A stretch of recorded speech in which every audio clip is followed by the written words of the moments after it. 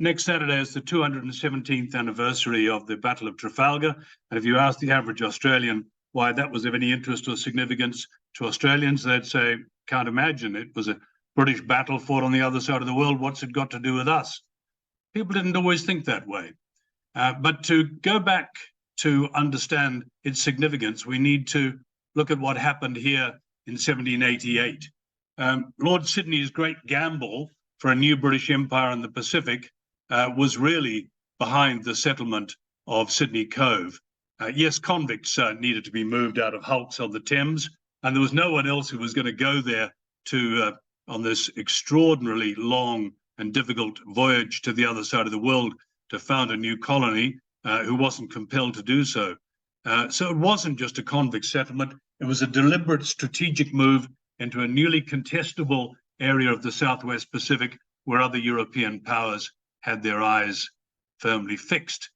France, for example, Comte Francois de la Pérouse was sent from France to explore the Northwest Pacific, taking over from where Cook had left off on King Louis XVI's orders.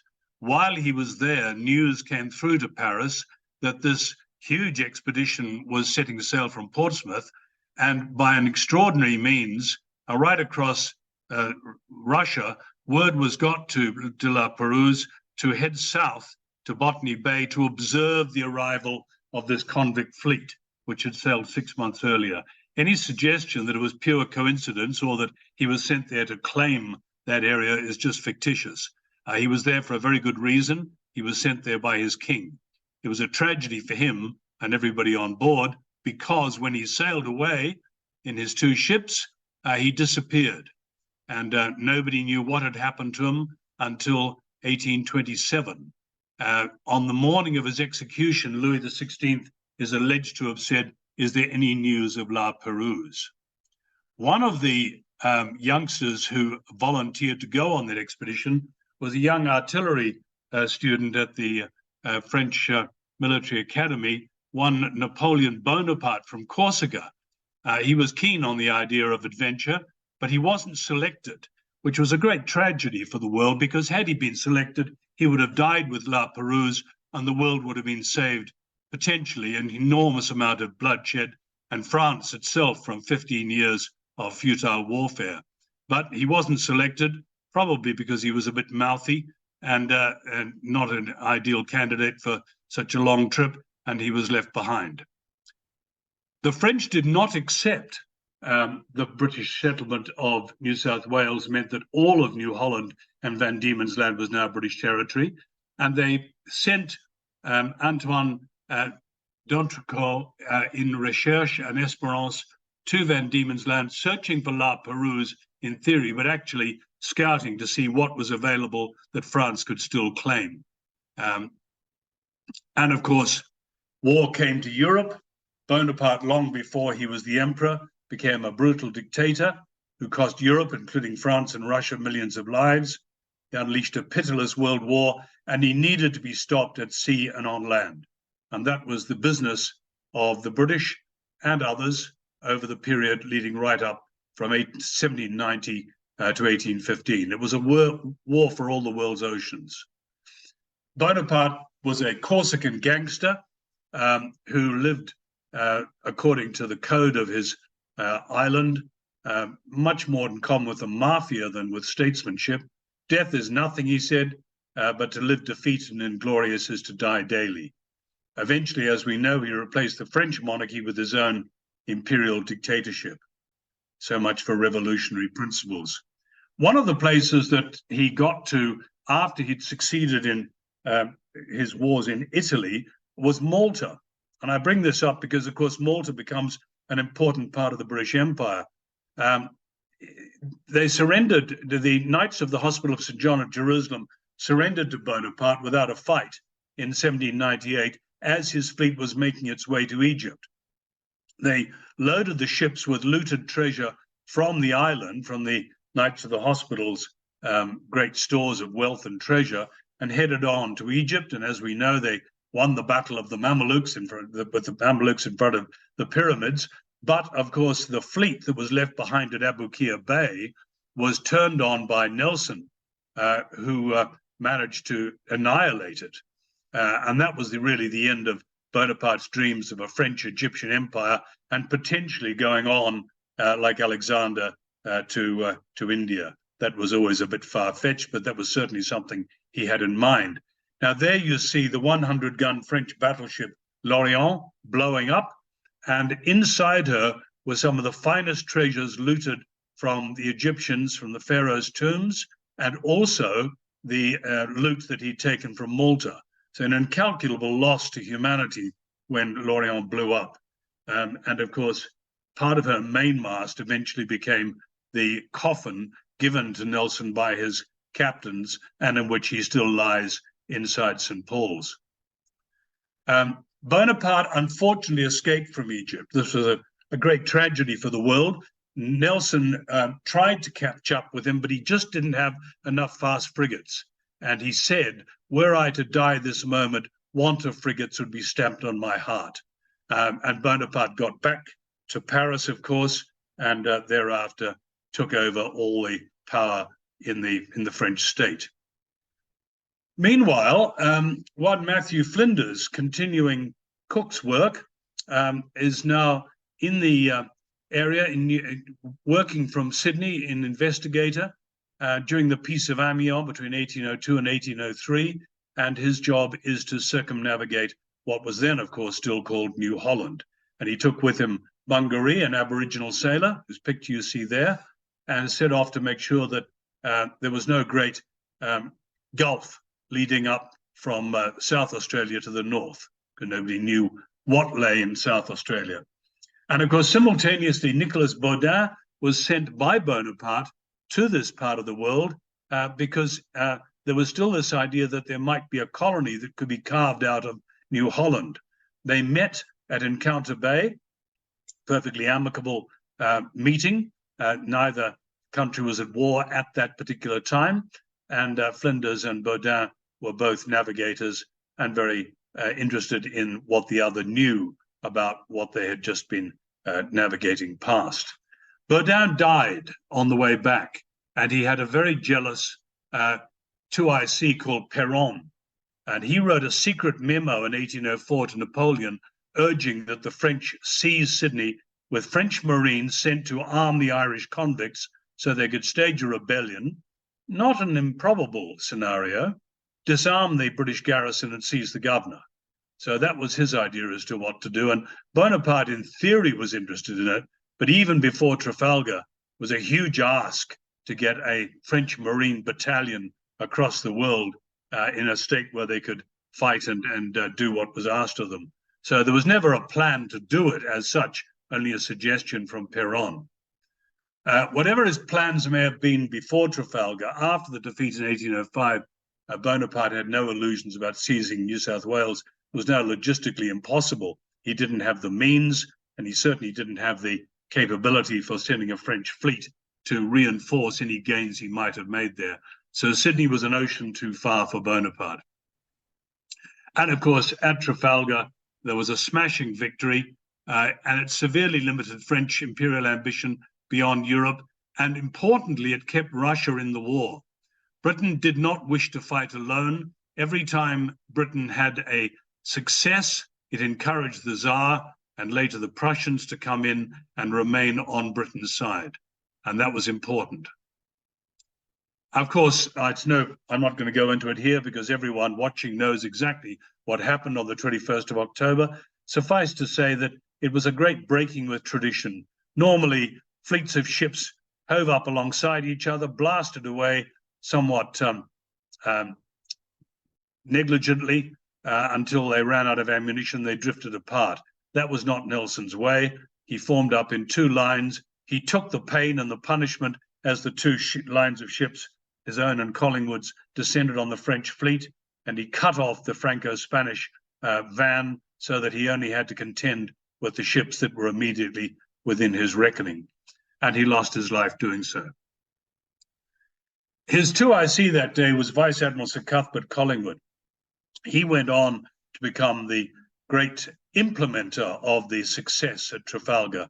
He blockaded the French Navy, such as it was, in Toulon, and on the Atlantic coast, and he stayed at sea from 1805 till his death in 1810. And he hardly came home at all. It's not for nothing that his name was once greatly remembered and revered as Nelson's great friend and implementer. Alfred Thayer Mahan, the American who wrote The Influence of Sea Power on History, described the post-Trafalgar Royal Navy as that far distant line of storm-beaten ships on which the Grand Army of France never looked, but which stood between it and the dominion of the world. And that's pretty much a description of what blockade gives you. It's the capacity to confine the enemy so that he can't do what he would wish to do, allowing you to use the sea for your own purposes. One of those purposes, of course, was to get back into the Iberian Peninsula and to fight back against Bonaparte and his Marshal Soult. Sir John Moore was chosen and led 26,000 British regulars into Portugal and northern Spain. Unfortunately, he was up against something like 300,000 French regulars, and it quickly became obvious that he couldn't win and he needed to retreat. And the retreat was effected to Corunna in northern Spain, and there a defensive victory was achieved, and the 26,000, most of them anyway, were evacuated by sea with no interference from the French Navy. Command of the sea enabled the landing and it enabled the rescue. And that'll be a theme of the Maritime Empire. Amphibious operations give you as much of the battle as you wish and as little as you need. Whereas a country that doesn't have amphibious capability and command of the sea is, of course, always trapped by the decisions it makes on land. A British army was saved to fight again by the Navy. There were still French ships. There was a French fleet in the Basque Roads, blockaded there, and that didn't suit the British, and they sent in Admiral Lord Alexander Cochrane, RN, who over a period of a week really effected a second Trafalgar. Nobody talks about it because it wasn't one day of stunning victory, and Cochrane's name is not now remembered, but effectively the entire French Atlantic fleet was first blockaded and then either sunk or captured by the Royal Navy. And quite a number of the ships that go on to serve in the British line of battle were in fact captured at Basque Roads in 1809. Meanwhile, the French are not inactive in the Indian Ocean, operating from Ile-de-France, which we now call Mauritius. They were raiding the East Indiaman trade from India around the Cape and back into the Atlantic.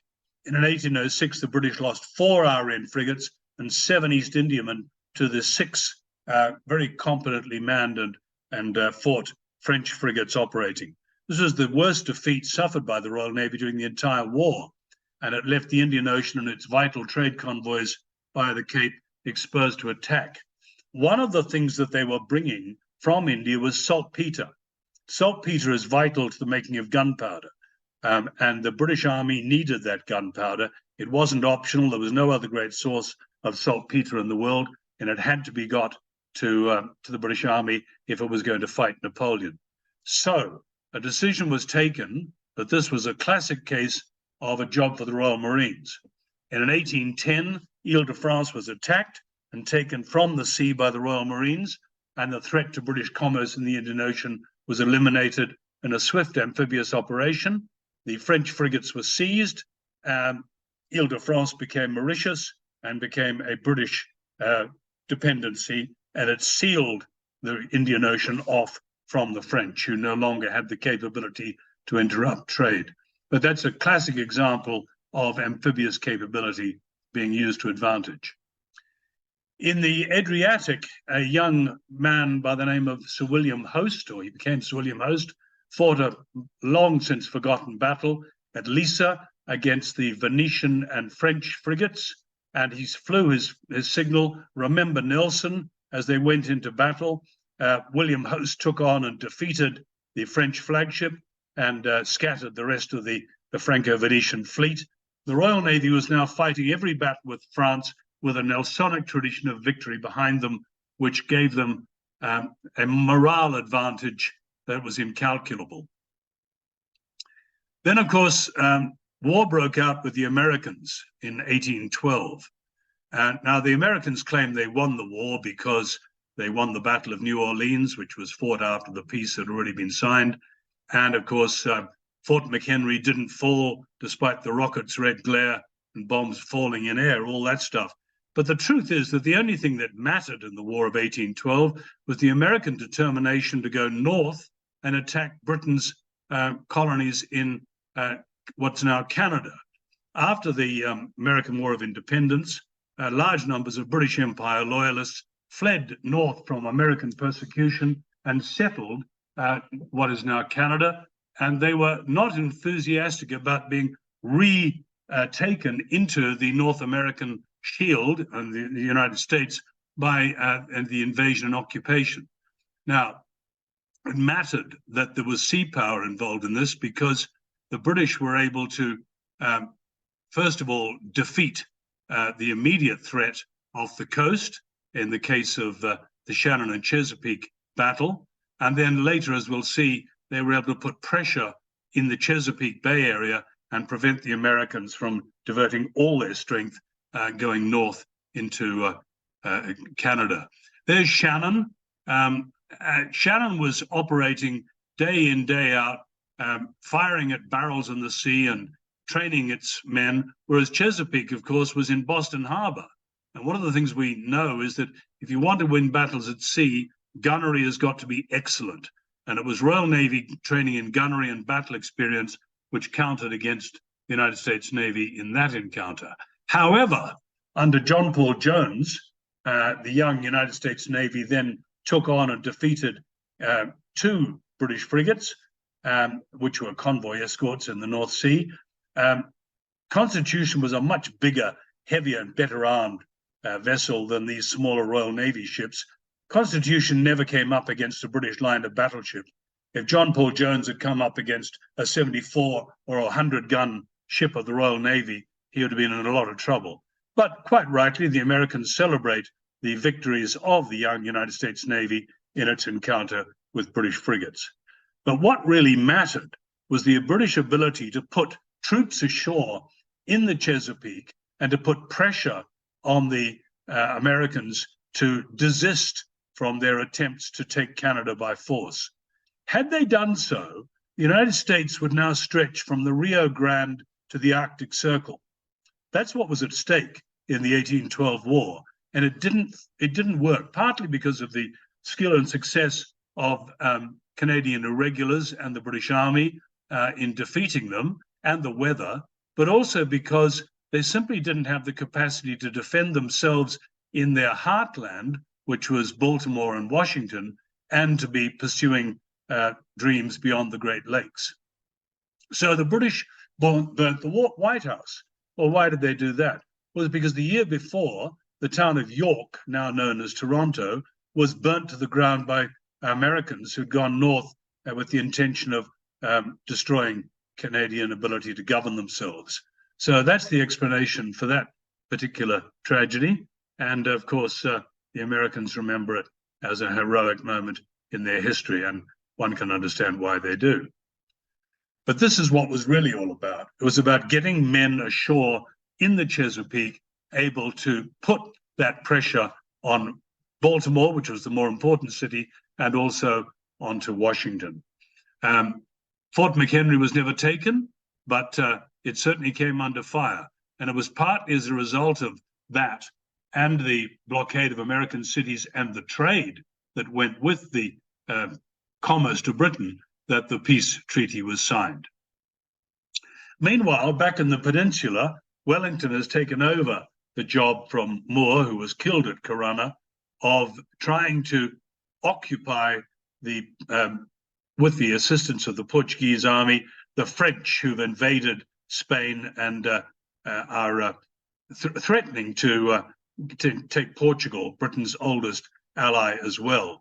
The lines of Torres Vedras were set up by Wellington outside Lisbon to defend the city, which was mostly what mattered. But note what I've written here. In Portugal, Wellington had few heavy guns under his command, and the Navy had provided them. It wasn't until late in the war that Wellington's army was equipped with its own heavy guns necessary for sieges.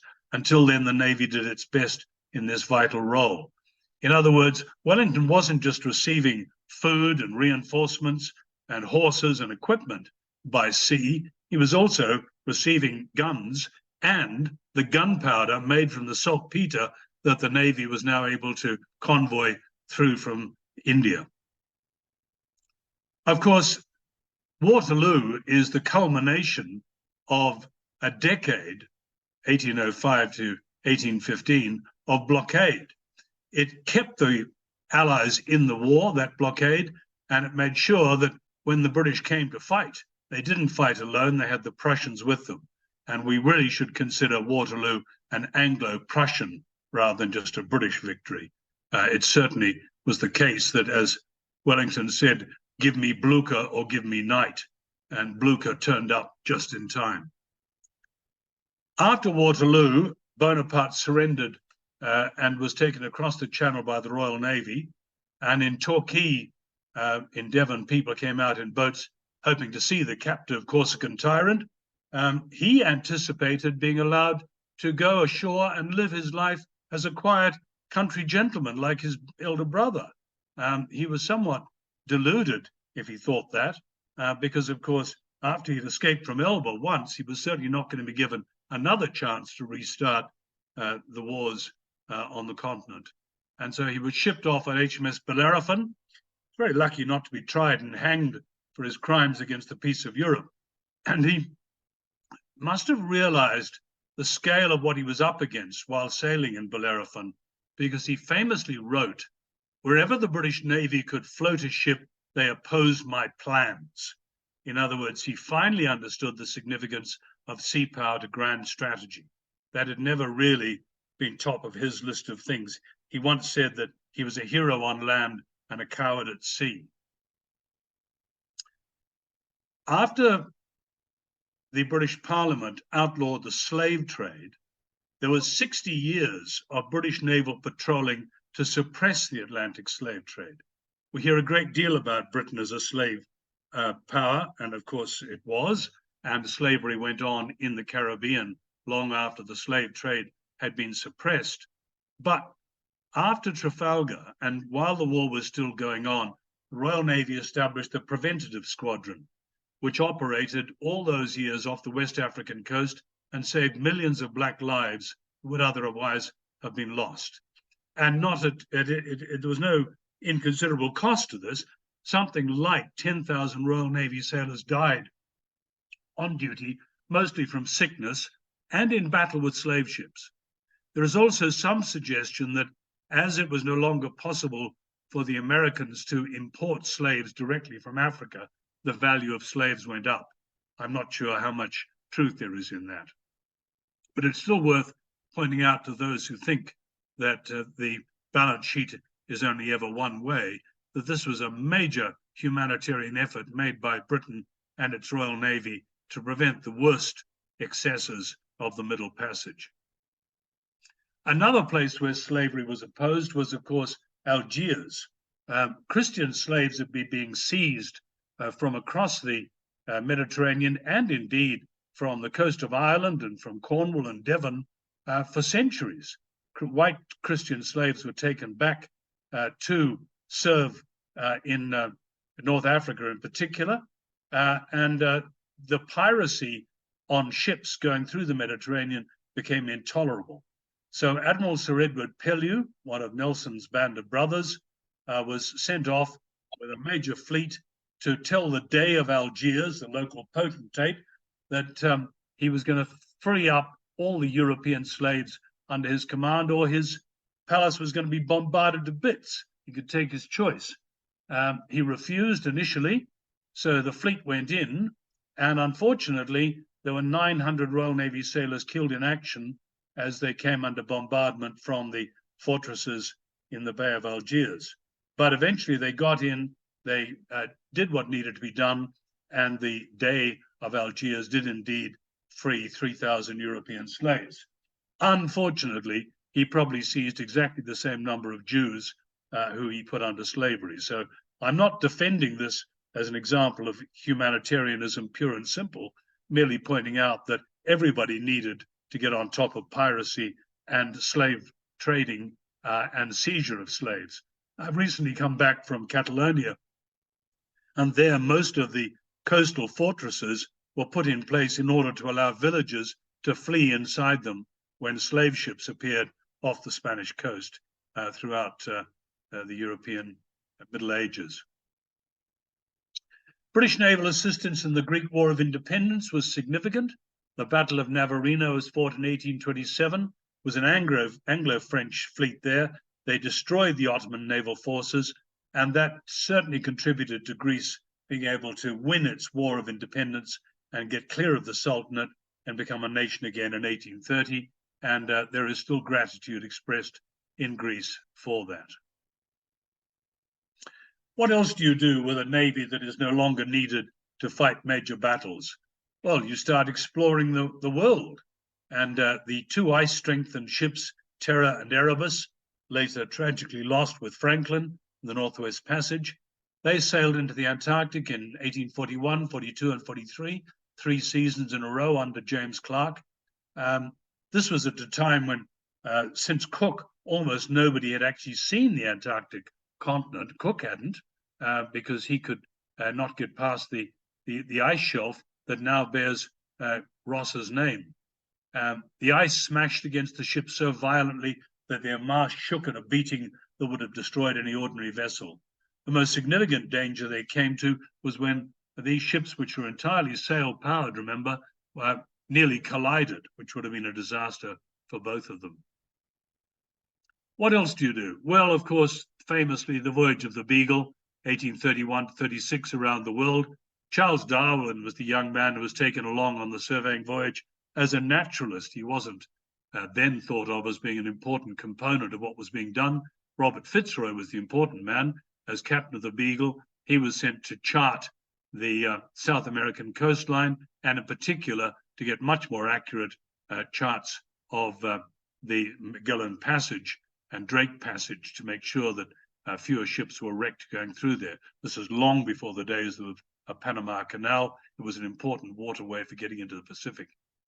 But of course, in reality, we now remember Darwin and have forgotten Fitzroy, which is unfair, because though Fitzroy was a strange and deluded man in many ways and eventually slashed his own throat with a razor and took his own life, he was the founder of the Meteorological Service. The idea that you could predict the weather seemed totally improbable to most people, but as more and more ships and land points became available from which weather could be reported, it became increasingly possible to get a general idea of what ships were setting out into, and indeed whether they should sail at all.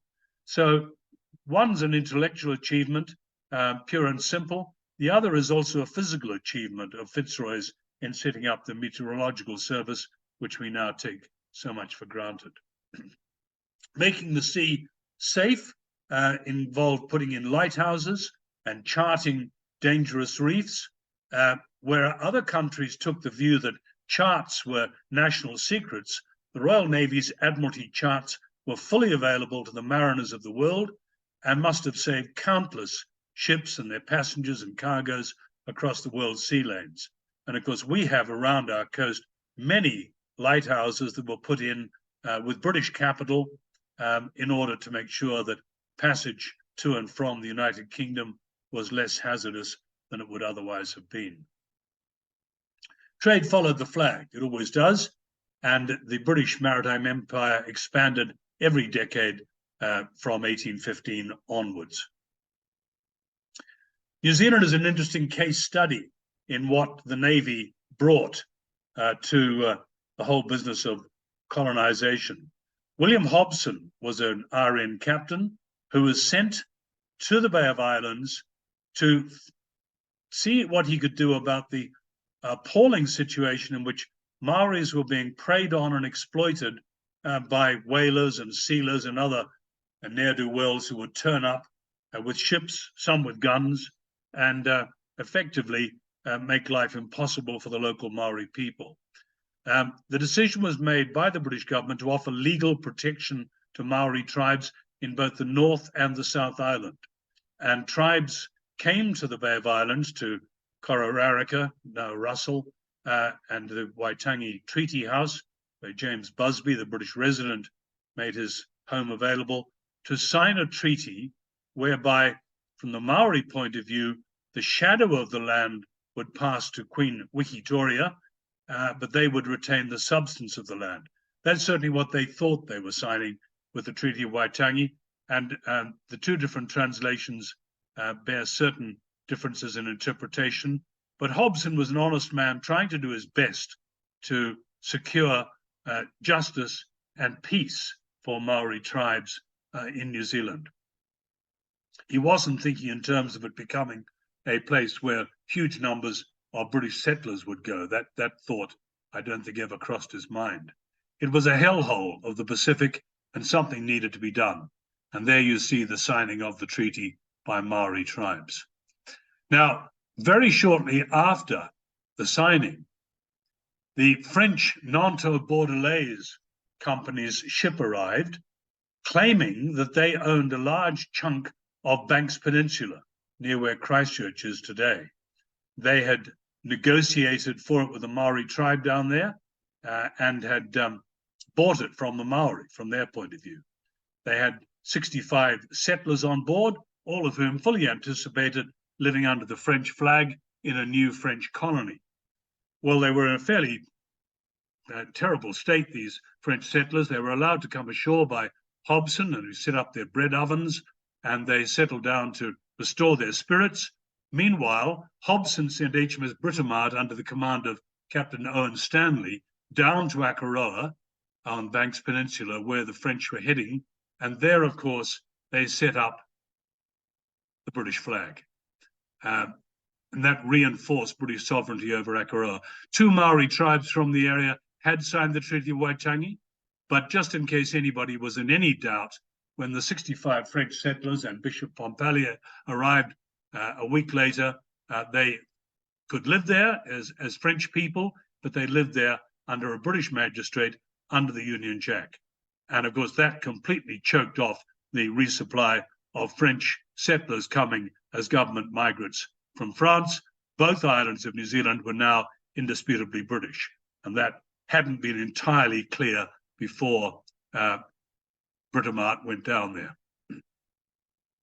There are Royal Navy battleships in Malta going to the Crimean War with Russia, 1853 to 56, an area of the world that we've tragically become all too familiar with once again, the Crimean Peninsula. What was the role of these ships? Well, obviously there were troop transports, but they also spent a good deal of their time using their guns to suppress the fire from Russian batteries on the Crimean Peninsula. It was a very important role. It's impossible to imagine the Crimean War being fought without the Royal Navy in support. Eventually, the Tsars came to the realization that he could either have peace on the Crimean Peninsula or the Royal Navy would go through on its threat to turn up and level St. Petersburg. And he chose very wisely to come to an arrangement on the Crimean Peninsula. But it had unintentional consequences. Every time Britain and Russia went to war, whether it was over the Crimea or later over Afghanistan, there was a Russian scare. And the cities of Australia and New Zealand felt themselves to be very exposed, and indeed they were. How realistic it is to imagine a Russian fleet turning up and bombarding either Melbourne or Sydney or Auckland is open to conjecture. But the consequence was that this fear of bombardment caused successive war scares. And both before and after the Crimean War, Russia did exhibit an interest in the Pacific and in Britain's many colonies. I don't think it was realistic. They certainly didn't have the means to do more than harass and perhaps loot. Melbourne was a very wealthy city. But first of all, Her Majesty's Victorian ship Nelson came out to Port Phillip Bay. And then when she became obsolete, Cerberus was sent out. And she was a very exciting new development, a turret gunship. And she was in Port Phillip Bay for many years, capable of going out and taking on whatever was just outside the bay. She had come from Britain by sea but there was no suggestion that she was the equivalent of a line of battleship. She was what her name suggests, a guard dog. And of course, if you're a Sydney-sider and you don't think much of Melbourne, you could claim that Cerberus, like the dog, was the dog that guarded the gates of hell. There she is there. The idea was to prevent a bombardment from the sea. There she is arriving there with the old ship Nelson in the background. The other thing that happened, of course, is coastal gun batteries were put in wherever cities needed defending. I took that photograph earlier in the year. That's of a disappearing rampart gun on North Head, looking out over the Waitemata Harbour in Auckland. And there you can see this modern city of Auckland there behind. None of these guns, including those surrounding Sydney Harbour, ever fired a shot in anger. Like the Palmerston forts in England, they were an insurance policy, and as it turns out, they were never needed. Of course, Andrew Lambert, who is the expert in this area, says if the Russian Navy had ever dared to shell Sydney, Melbourne, or Auckland, the Royal Navy would have leveled St. Petersburg, and the Russians knew it. So I suppose you could call that extended deterrence. The other thing, of course, that was made possible by the long peace post-Trafalgar was the settlement of the empire in mass migration to America, but also, of course, from our point of view, to Canada, Australia, and New Zealand. And here is the famous painting, The Last of England. You can see the young couple with a baby tucked under her shawl there, who are looking back knowing that they will never come back. They'll never have the opportunity. They faced many dangers, but none from an enemy navy. British naval mastery guaranteed they were safe from attack and from the interruption of the decades-long migration opportunity, which gave the chance for so many people who were destitute and landless and incapable of improving their lot in Britain and Ireland from getting away. My own forebears left Ireland just after the potato famine to head to New Zealand to live better lives than they could possibly have done in Ireland at that time. Of course, in addition to the convict settlements, there was also the free settlement, and one of them, of course, was Adelaide, and there were large numbers of people taken under the Wakefield schemes to Wellington, to Christchurch, and to Adelaide, and these are the people queuing up there on the dockside to get away from destitution. Steamships made the passage to the far side of the world much faster and much safer than sailing ships alone, and it also made it possible, of course, to steam troops around the world. And the bottom left-hand image there shows a troop ship, Crocodile, that would have been carrying garrisons from one part of the empire to another to ensure that British troops were where they needed. There she is again. The Birkenhead drill, of course, was the famous occasion when in 1852 the troopship Birkenhead struck an uncharted rock off Cape Town.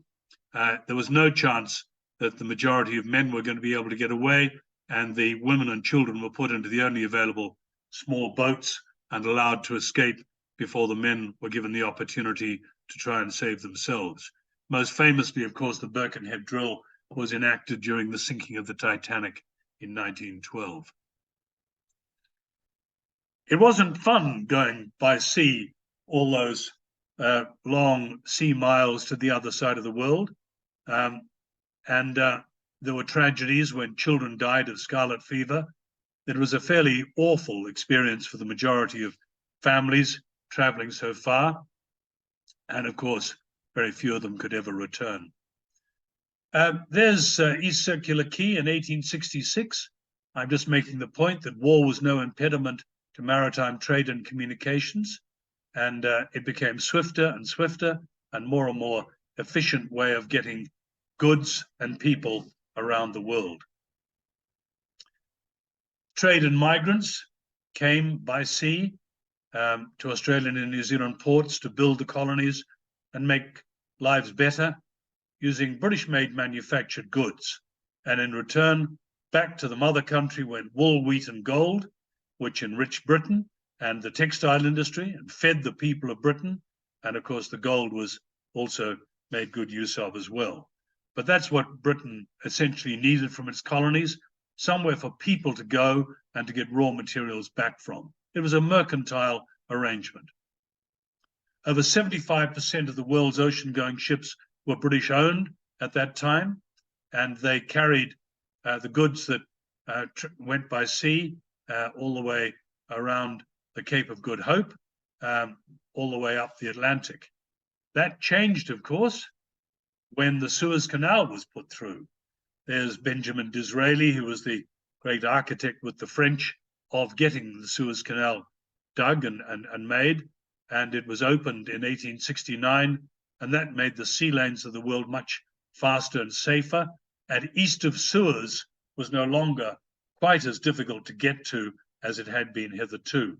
And of course, Britain's jewel on the crown, India, was now far more accessible to everybody, and it was a much easier to secure the northwest frontier from the Russians because of the Suez Canal. There it is there. It was possible to send troops swiftly to defend sea lanes of communication to India, and of course all the way to China, and to fight frontier wars, reinforcements. The British Army was never large. It needed to be moved quickly to where it was needed. You couldn't garrison everywhere simultaneously to the degree that would be needed if there were local rebellions. That point was very well proved during the Indian Mutiny, of course. There's Sydney, ships in direct communication, mainly with Britain, but elsewhere as well, long before Federation. Each colony had its own relationship with the mother country. Australians were never very enthusiastic about Britain's friendly relationship with the Japanese. British battleships were the ones which Admiral Togo used, bought from British yards at the Battle of Tsushima, when the Russian Baltic fleet steamed all the way around the world to avenge what had happened at Port Arthur, and was utterly defeated in Tsushima Straits by Admiral Togo. And the IJN had come of age in a way that no one suspected. The only thing that's comparable with it, I suppose, in our own time is the speed with which the Chinese Navy has been built by the PRC in the last 20 years. Admiral Togo was hailed as the new Nelson after his complete destruction of the Russian fleet off Korea. And he was firing 12-inch guns on a flat trajectory, which just completely destroyed Admiral Rozhdestvensky even before he got in range. And he, of course, had to be picked up out of the water after his flagship was sunk. You don't get a much more total victory than that.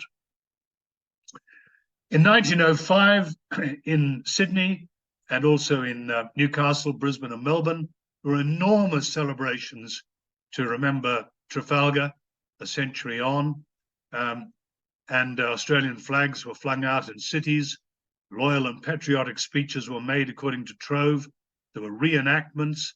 Nelson's Trafalgar signal, England expects that every man will do his duty, was flown.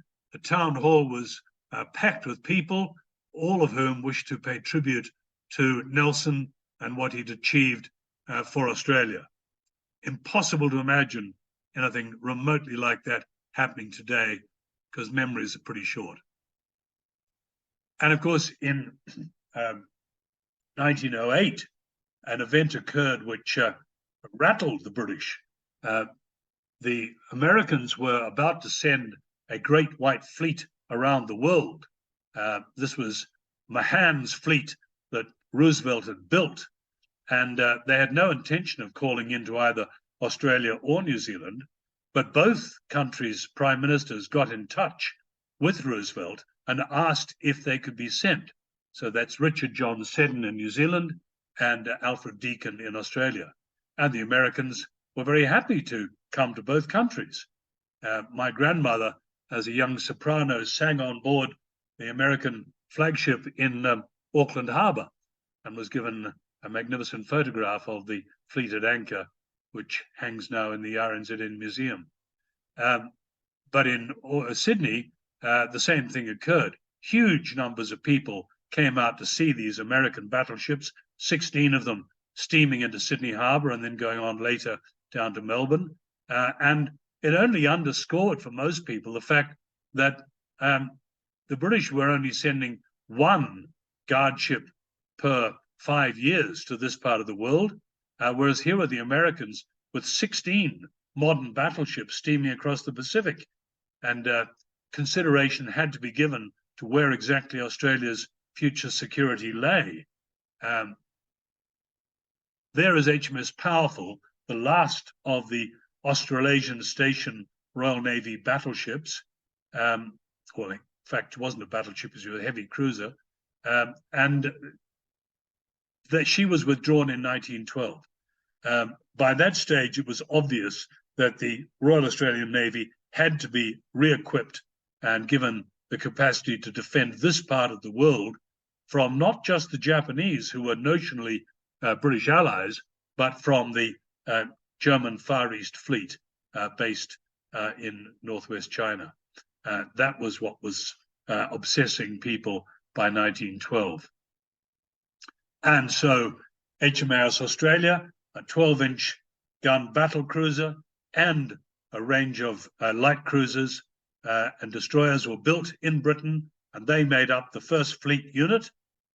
Two E-class submarines, AE-1 and AE-2, came out as well.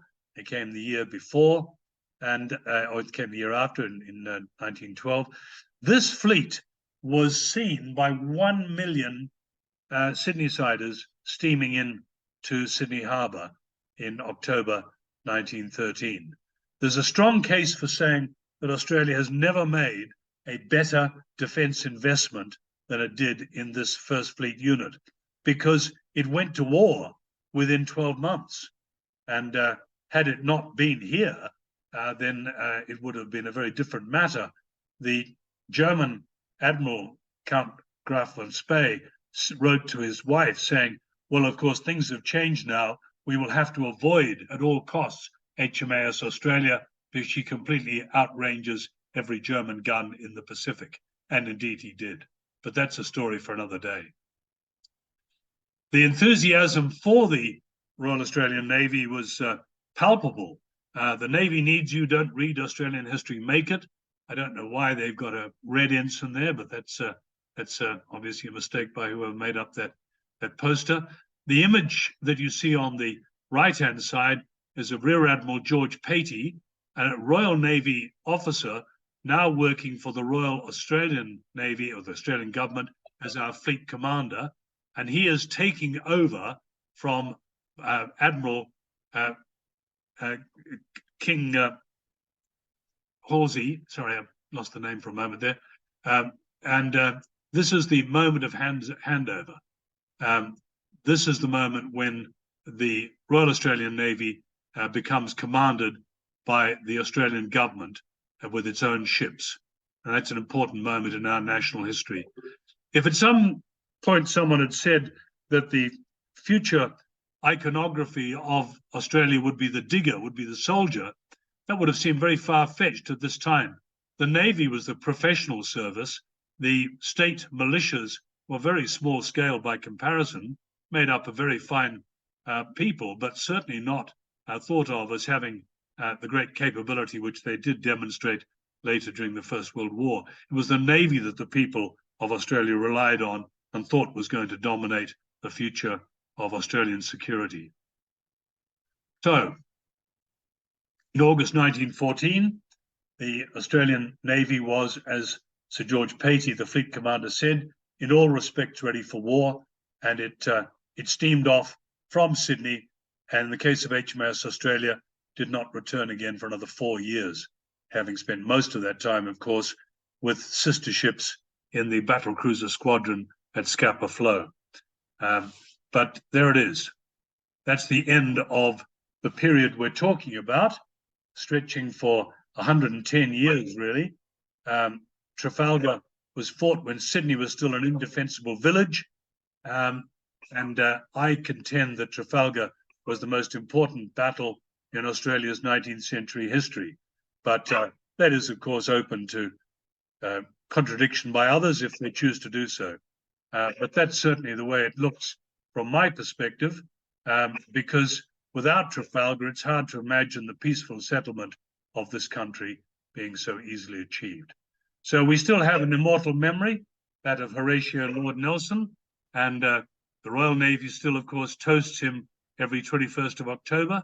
The Royal Australian Navy has moved on to other battles and thinks about other things now, but there's no doubt in my mind that he deserves the place in history that was given him by the British, because he was, without doubt, the presiding, his victory was the presiding one that made possible the empire that we've now, we are the inheritors of in the way in which we live our lives in the West. So the British Maritime Empire had been built by 1914, and now, of course, it had been defended in 2 world wars in the 20th century by the British and by the people who had left Britain and gone to live elsewhere in the empire. And that concludes my presentation this morning.